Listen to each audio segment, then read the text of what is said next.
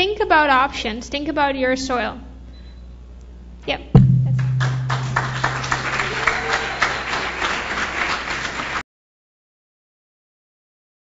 Dona-nos informação com Kiko Porhasi para área industrial que está contaminada.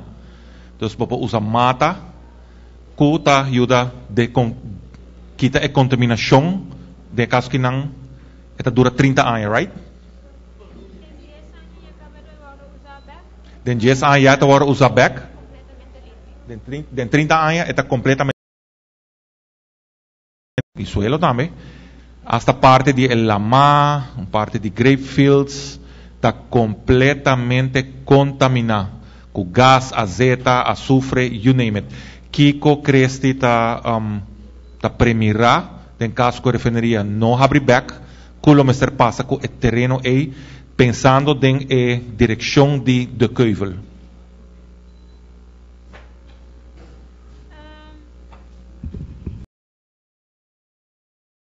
Se va a tomar como país y no como individual. Es aquí porta una opción, porta un rechten que nos puede pensar en je, pero no es el único rechten.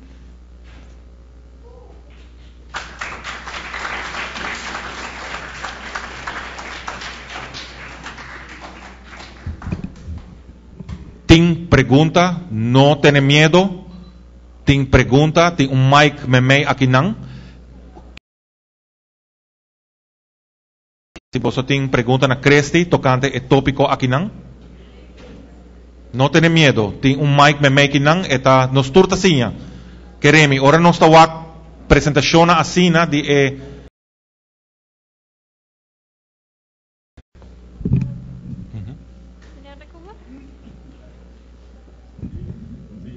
Bom dia.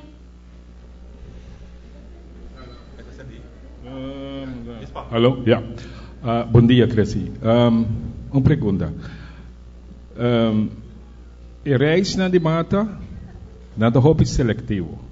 Não está ranca local que não tem mestre. A outra três delante que heavy metals não que ela sale foi está tomando local que é.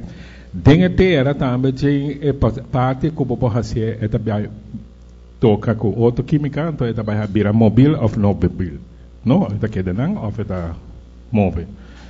Não, me pergunta é reis não é tipo de mata não é. Não está sendo seletivo quando está com fazer o lugar limpo. Sí, dus es el proceso más difícil. Pero bijvoorbeeld spinazie, também está hopi bom passar com certo heronang, certo heavy metals, feritera.